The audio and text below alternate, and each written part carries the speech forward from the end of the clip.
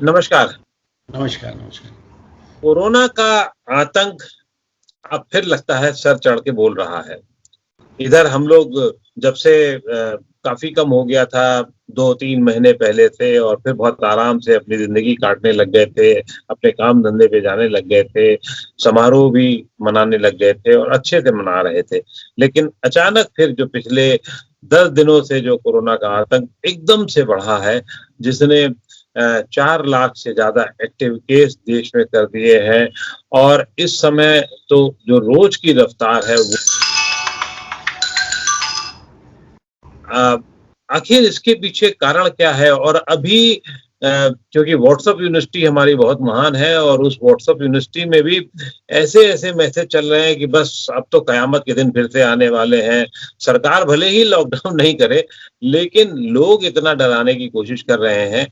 अ, आखिर इसके पीछे कारण क्या है? क्या वजह है? और मुझे व्यक्तिगत रूप से एक डॉक्टर हैं जिनसे मैं बात करके अक्सर बहुत पॉज़िटिव ऊर्जा में आ जाता था और उन डॉक्टर साहब की ख़ासियत ही ये थी कि वो डराने में कतई विश्वास नहीं रखते थे। जी हाँ, मैं बात कर रहा हूँ डॉक्टर जुगल किशोर की जो सफदरजंग अस्पताल के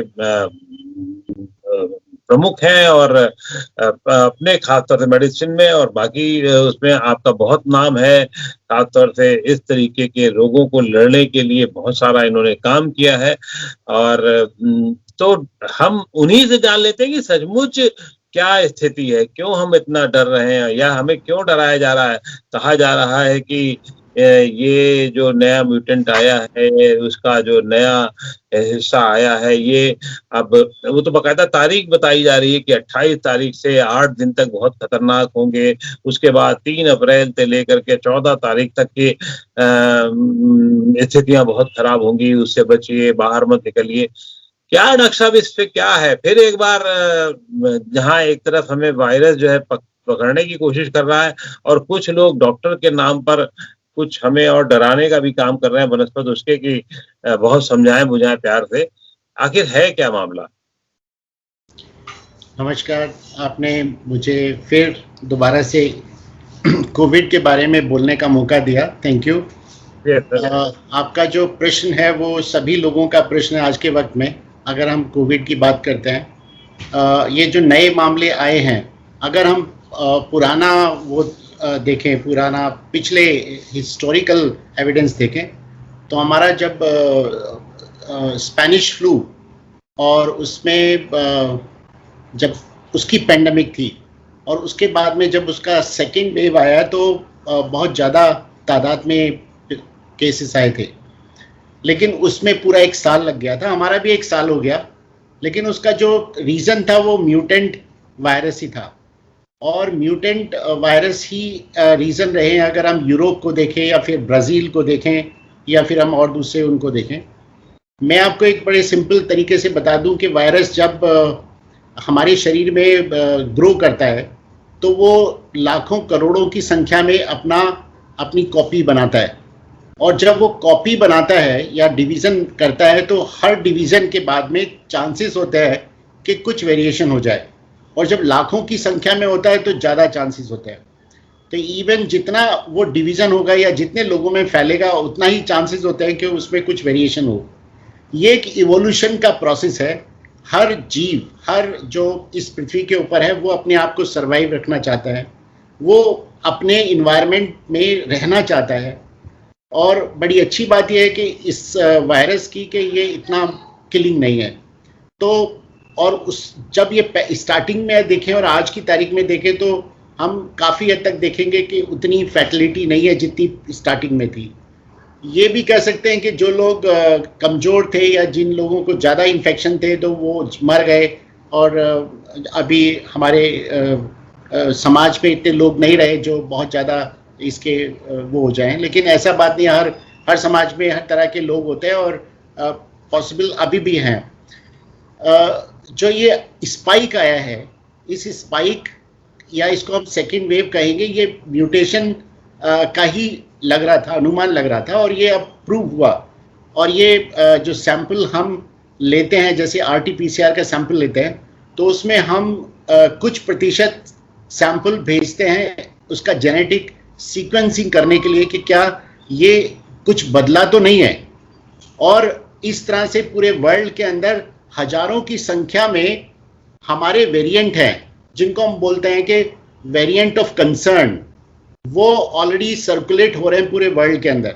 लेकिन कुछ मुख्य रूप से हैं जिसमें से हमारा यूके स्ट्रेन है या ब्राज़ील और साउथ अफ्रीकन स्ट्रेन है, और कुछ छोटे मोटे स्ट्रेन और भी हैं। लेकिन जो अभी हमारा जो महाराष्ट्र का स्टडी में ये पता लगा कि जितने सैंपल उन्होंने कलेक्ट किए थे उसमें से 15 से 20% सैंपल के अंदर वायरस जो था वो काफ़ी हद तक डिफरेंट था। ये नहीं कहेंगे कि पूरा का पूरा, लेकिन कुछ हद तक डिफरेंट था। तो उन्होंने कहा कि ये म्यूटेंट वायरस है, और वही एक रीज़न हो सकता है कि शायद ये जो अपसर्ज है वो म्यूटेंट वायरस का हो, कि जो ये म्यूटेंट वायरस पता लगा है उसके अंदर महाराष्ट्र में, वही कारण होगा इस अपसर्ज का। इस पर अभी कोई स्टडी नहीं है, और ना ही हम ये कह सकते हैं कि दिल्ली के अंदर जो हो रहा है या और दूसरे इलाकों में हो रहा है वो म्यूटेंट से ही हो रहा है, ये ऐसा कोई स्टडी नहीं है। लेकिन जो ऑलरेडी डायग्नोसिस हो रहे हैं उनमें हमारे को कुछ वेरिएशन मिला। इस पर अब स्टडी करने की जरूरत है कि सच में जो अपसर्ज है वो एक ये डिफरेंट वायरस है जिसमें सारे पेशेंट हैं, जिसमें 70-80% अगर हमें मिलेंगे तो हम डेफिनेटली कह पाएंगे कि शायद ये म्यूटेंट वायरस है। लेकिन मजे की बात यह है, या हमारे अच्छी बात यह है कि वायरस इन्फेक्टेड ज़्यादा है लेकिन किलिंग ज़्यादा नहीं कर रहा है, या उसकी मॉर्टेलिटी ज़्यादा नहीं है। तो बहुत सारे लोगों को इन्फेक्ट करेगा लेकिन ये उनको डेथ नहीं करेगा। एक और इसमें इंटरेस्टिंग बात है जो आप कह रहे थे, वो ये है कि लोग जिनमें हो रहा है, ये नए लोगों में हो रहा है, ये पुराने लोगों में नहीं हो रहा जो ऑलरेडी इन्फेक्टेड हो गए या जिनमें इन्फेक्शन हो गया। तो ये बहुत अच्छी बात है कि काफ़ी हद तक हमारे लोग, जो पिछली वेव थी उसमें बहुत सारे लोग इन्फेक्ट हुए, तो जो बच गए उन्हीं के अंदर ये इन्फेक्शन करेगा। तो हमारी अब जो बचे हैं वो ऐसे इलाकों में जो दूर दराज के हैं, रूरल एरिया जो कि बहुत बड़ा है लेकिन स्लोली रहेगा। तो ये तो रहा वायरस का किस्सा, लेकिन ये फैला क्यों, ये इस पे ध्यान देना चाहिए। हम ये एक्सपेक्ट कर रहे थे कि भाई म्यूटेशन हो सकता है लेकिन हमें इसे कंट्रोल में रखना है, तो वो कंट्रोल में हमने कहा था कि न्यू नॉर्मल और एक लाइफ स्टाइल चेंज होना चाहिए हमारे पूरे सब लोगों का। वो तो हुआ नहीं। आप ये देखेंगे कि जो हम बार बार ये कह रहे थे कि अपना लाइफ स्टाइल चेंज कीजिए, अपने आप को सुरक्षित रखिए, आप अपनी ध्यान रखिए, और समाज में जो ये इस तरह से एकदम फेस्टिव का सीजन हो जाता है और उसमें आप बिल्कुल निडर दौड़ने लगते हैं, तो वो टाइम नहीं था इस वक्त। अभी वायरस हमारे आसपास घूम रहा है और हम एकदम बिल्कुल उससे निश्चिंत हो गए, तो वो कारण रहा, ना कि हम ये कहें कि म्यूटेशन या म्यूटेंट वायरस एक रीजन रहा है। जी नहीं, ये बिल्कुल सही कह रहे हैं आप। लेकिन अभी जो ये कहा जा रहा है, जो तारीखें दी जा रही हैं, वो कितनी, मुझे तो थोड़ी अजीबोगरीब लगी कि साहब 28 से 8 दिन तक बहुत भयंकर रहेगा, फिर उसके बाद 3 अप्रैल से 14 अप्रैल तक ये इस वायरस के फैलने की संभावना बहुत रहेगी। ये जो प्रेडिक्शन है, आई डोंट नो किसने ये क्रिएट किए हैं, लेकिन जो हमारा मैथमेटिकल मॉडलिंग भी होता है वो भी कुछ हद तक सही होता है और कुछ हद तक वो ठीक नहीं होता। उसमें हम कुछ फैक्टर्स ऐसे डालते हैं, जैसे एक अभी स्टडी एनसीडीसी की पब्लिश हुई है, उसमें ये कोशिश की है मैथमेटिकल मॉडलिंग में कि अगर हम मान लें कि सारे लोग, कोई भी मास्क नहीं लगाता है, कोई भी वो अपनी सुरक्षा नहीं रखता है, तो क्या चांसेस है कि उसको अगले 1 महीने में कितने इन्फेक्शन होंगे या कितने लोग बढ़ जाएंगे। और अगर चाहे वो वैक्सीन लग रही है नहीं लग रही है, मतलब कि वैक्सीन जो चल रही है वो तो अलग है, और अगर सारे लोग अपना सुरक्षा करते हैं तो कितना होगा। तो ये बड़ा क्लियरली उभर के आया कि आज के वक्त में भी हमारी जो प्रिकॉशंस है, जो हमारा मास्क लगाना हो गया या हमारे डिस्टेंस रखना हो गया या भीड़ के अंदर ना जाना हो गया या हाथ अपने साफ रखना या सफाई रखना, वो ज़्यादा सुरक्षित आपको पहुंचाएगा, ना कि आपको वैक्सीन, सिर्फ अकेला वैक्सीन या फिर ना करे। तो ये माना गया कि कम से कम 5 टाइम्स लाइक 500 टाइम्स हमारे जो जनवरी और फरवरी में केस थे उससे 5 टाइम्स ज़्यादा हो जाएंगे फरवरी के एंड तक और मार्च में, ऐसे अनुमान लगाया। लेकिन आप ये देखिए कि हम उस मॉडल को अगर सही माने तो ऐसा नहीं कह सकते कि सारे लोग मास्क नहीं लगा रहे हैं, हम ये भी नहीं कह सकते कि सारे लोग बिल्कुल बेपरवाह हो गए। कम से कम कहेंगे कि 20% 30% ऐसे लोग हैं जो बहुत ही है ना खुले हुए हैं। तो वो जो इंक्रीज होगा हमारा, वो मुझे लगता है 20% 30% के आसपास होगा, उससे ज़्यादा नहीं होगा। मैक्सिमम अगर होगा तो 100 टाइम्स ज़्यादा हो जाएगा, 500 टाइम्स नहीं होगा। और ये उन्हीं लोगों में होगा जिनमें इन्फेक्शन अभी तक नहीं हुआ। तो ये कहना कि ये इतना ज़्यादा खतरनाक हो जाएगा, मुझे ऐसा लगता नहीं। डॉक्टर साहब, पिछले साल जब हम लोग बात कर रहे थे तो एक शब्द बहुत उभरा था, वो हर्ड इम्यूनिटी का नाम था जिसको हम लोगों ने दिया था। और फाइनली पहले कहा गया नहीं, फिर बाद में मेडिकल साइंस ने कहा कि नहीं, हर्ड इम्यूनिटी की वजह से ज्यादा उसका हुआ। जहां पर भी 60-70%, दिल्ली की भी बात करें तो 60% तक लोग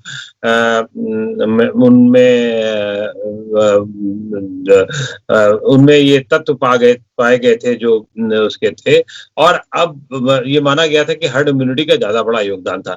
लेकिन क्या हर्ड इम्यूनिटी क्या बहुत दिनों तक नहीं रहती है, या वो भी कुछ समय के लिए रहती है, या जैसा कि आपने बताया कि हम सब ने बढ़िया सी लापरवाही की, समारोह खूब बनाए, नए साल भी अच्छे से किया, और फिर उसी का नतीजा है कि जो कुछ वायरस जो बच गए थे वो धीरे धीरे और लोगों में आए और चीजें एकदम से बढ़ती गई। या यूरोप का जो वायरस है दोबारा जो आया, यूरोप से आया या साउथ अफ्रीका से आया या ब्राजील से आया, उसकी वजह से हो रहा है, ये क्या वजह है, क्या मतलब? आपने बहुत अच्छा क्वेश्चन पूछा हार्ड इम्यूनिटी का। हमेशा से ये आश रहती है कि हार्ड इम्यूनिटी अगर हो जाएगी तो हमारा जो कम्युनिटी है वो काफ़ी सुरक्षित हो जाएगी। लेकिन उसमें इंटरेस्टिंग पॉइंट ये है कि हम अगर अपने पुराने सीरो सर्वेलेंस देखें, दिल्ली वाले देखें या नेशनल लेवल पे देखें, नेशनल लेवल पे जो परसेंटेज आई पॉजिटिविटी की वो कम थी। दिल्ली में कहीं किसी जगह पर वो 55% तक भी पॉजिटिव आया, मतलब कि हमारी 55% पॉपुलेशन के अंदर इन्फेक्शन हो चुका था और एंटीबॉडीज बन गए थे। अब ये कहना चाहिए कि 55% तक अगर पहुंचा और वो कुछ दिनों के बाद में डिसअपियर होती है एंटीबॉडीज, तो मैं ये मान के चल रहा था कि 60% के आसपास हमारी दिल्ली की पॉपुलेशन को इन्फेक्शन हो गया था। अभी 40% हमारी बची हुई थी, और वो 40% कहीं हमारी छुपी हुई थी, या कहना चाहिए वो लोग अभी सुरक्षित थे। लेकिन पिछले 1-2 महीने के अंदर वो सारे लोग रोड पे आ गए, और रोड पे आने की वजह से उनके अंदर इन्फेक्शन होने के चांसेस बढ़ गए। एक तो ये रीज़न रहा। दूसरा, जो लोग बहुत रिमोट एरिया में रह रहे थे, वो लोग अपने काम धंधे के लिए जो यहाँ से चले गए थे वो वापस आए। जब उन्हें पता चला कि दिल्ली के अंदर अब केस नहीं है तो वो तुरंत वापस आए और अपना काम धंधा उन्होंने शुरू किया। तो वो एक नया लोग थे, और हजारों की संख्या में लोग आते हैं, तो वो दोनों मिलकर ये एक नया ग्रुप बन गया जिनके अंदर पूरी पॉसिबिलिटी है कि इन्फेक्शन होगा। और यही है कि हर्ड इम्यूनिटी को उसने डिस्टर्ब किया। तो ये जो हमारा हर्ड इम्यूनिटी की तरफ पहुंचने लगा था दिल्ली, वो छूट गया। अब ये है कि हमारा वैक्सीनेशन ड्राइव जो चल रहा है वो भी कोशिश कर रहा है इसको हर्ड इम्यूनिटी को इम्प्रूव करने का, लेकिन उसकी जो परसेंटेज है वो बहुत ही कम है, बहुत ही स्मॉल नंबर है हमारा। तो अगर हम उसको बढ़ाएं, साथ में हम इन लोगों को कहें कि आप इतना मिले जुले ना, या आप अपना रिस्ट्रिक्ट करें मूवमेंट को, ये जो इन्फेक्शन है ये आपको डेफिनेटली जो होगा वो तो आपको इन्फेक्टेड पर्सन से ही होगा जब आप उसके संपर्क में आएंगे। अगर आप अपने आप को रिस्ट्रिक्ट करते हैं या अपनी जो मूवमेंट को रिस्ट्रिक्ट करते हैं, तो वो काफ़ी हद तक हम उसको रिस्ट्रिक्ट कर सकते हैं इन्फेक्शन को। और यही बात हम समझाने की कोशिश कर रहे थे कि ये जो 1-to-1 इन्फेक्शन होता है उसको हम कम कर सकते हैं अपने सारे जो तौर तरीके हैं उनको कंट्रोल करके, लेकिन उस तरह की बात नहीं हो पाई। अभी आपने कहा कि साहब ये जो लोग दिल्ली से चले गए थे और जब दिल्ली के हालात ठीक हुए तो देश भर में जब हालात ठीक होने लगे लोग अपने अपने काम धंधे पे वापस किए। मेरा एक सवाल बड़ा अजीबोगरीब है और जो मुझे परेशान भी करता है। क्या हम भारतीयों की जो, जिसका मैं अक्सर शब्द इस्तेमाल करता था, हल्दी मेथी धनिया जो सब खाते थे, उसकी वजह से जो इम्यूनिटी स्ट्रांग थी, और वो अगर इम्यूनिटी स्ट्रांग बिहार में हो सकती है, यूपी में हो सकती है, पश्चिम बंगाल में इलेक्शन में दिख रहा है हमें कि सब जनता जनार्दन बिल्कुल खुले खुला घूम रही है, वहां इसके केसेस नहीं आते हैं, इतने ज्यादा केसेस नहीं आते हैं। तो जब वो लोग बेचारे आते भी हैं तो वो कहाँ से केस लाएंगे? तब तो वो तो साफ सुथरे पवित्र हैं, उनको तो कोई वायरस छू नहीं पा रहा है। अगर छू पा रहा होता तो बिहार में ऐसी बुरी हालत, बहुत भयंकर बुरी हालत होती जो नहीं हुई है। पश्चिम बंगाल में जो बहुत भयंकर हो जानी चाहिए थी वो नहीं हुई है। प्रधानमंत्री तक अभी वहां पर, पहले प्रधानमंत्री थोड़ा रोक लगाते थे, नहीं मिलना है, नहीं जुलना है। हमें याद है जब अयोध्या का भूमि पूजन हुआ था तो वो किसी से हाथ भी नहीं मिला रहे थे, आगे भी नहीं जा रहे थे। अब वो पैटिंग भी कर रहे हैं। या वो रिस्क ले रहे हैं या वो ये समझ रहे हैं कि नहीं अब सब कुछ ठीक है? क्या है आखिर पब्लिक क्या समझे? एक तरफ तो आप ये कर रहे हैं, सरकार ये कर रही है या नेता ये कर रहे हैं, सरकार का मतलब नेता, चाहे पक्ष हो विपक्ष हो, दोनों, ममता दीदी भी उसी तरीके से कर रही है। और दूसरी तरफ ये भी उन्होंने अतीत में देखा है कि बिहार में तो कुछ भी नहीं हुआ, वहां सब लोग खुला खेल खेलते रहे। तो अब वो लोग जब यहाँ आ रहे हैं तो फिर उनको क्यों, उनसे क्यों नुकसान हो रहा होगा या उसने क्या आशंका होगी? कुछ जी, मैंने ये नहीं कहा कि वो लोग इन्फेक्शन लेके आ रहे हैं, मैं ये नहीं कह रहा, मैं ही नहीं कर रहा हूँ उसका। वो आप कह रहे हैं कि आपने बढ़ा दिया, वो लोग आने की वजह से एक परसेंटेज बढ़ गया। आप ये नहीं कह रहे कि वो लेके आ रहे हैं, लेकिन वो तो स्वस्थ रहेंगे ही रहेंगे ना, क्योंकि उनका तो इम्यूनिटी ऑलरेडी स्ट्रांग है। नहीं, ये कहना कि उनमें स्ट्रांग है बिकॉज वो हल्दी और धनिया और ये सारी चीजें खाते हैं या उनके अंदर, ऐसा नहीं है। हम सब लोग इस वायरस के ग्रस्त में आ सकते हैं, है ना, ये हमें सबको मान लेना चाहिए। अगर हम ये सोचे नहीं मेरे को इन्फेक्शन नहीं होगा, ऐसा नहीं है। बहुत ही कम ऐसा परसेंटेज है जिसमें शायद ऐसा हम कहें कि इन्फेक्शन नहीं होगा, बहुत ही कम है, लेकिन सब में इन्फेक्शन होना है। वो हर्ड इम्यूनिटी का ये था कि अगर बहुत सारे चारों तरफ हमारे लोग जिनको इम्यूनिटी हो गई है वो रहे तो मैं शायद बच जाऊं, ये पॉसिबल होता है। लेकिन वो जो बचे हुए लोग हैं वो एक साथ आ जाए तो चांसेस होगा कि इन्फेक्शन आपको उन लोगों में ज़्यादा हो जाएगा। तो जो लोग बाहर से आ रहे हैं वो ज़्यादातर एक साथ रहते हैं, और जब वो किसी अपने काम धंधे पे गए वहाँ पर इन्फेक्टेड व्यक्ति उसको मिला, वो इन्फेक्शन उसको लग गया, और फिर वो जब अपने साथियों के पास जाते तो वहाँ से फिर उनको लगा। इस तरह से फैलता है इन्फेक्शन, और जिसको अभी तक इन्फेक्शन नहीं हुआ उन्हीं को इन्फेक्शन हो रहा है और वही लोग इन्फेक्शन करेंगे। आप ये कह रहे हैं कि कुछ ऐसे इलाकों में अभी जहाँ पर इन्फेक्शन नहीं है, एक्चुअली वहाँ पर हमें ये देखना चाहिए कि कितना टेस्ट हो रहा है।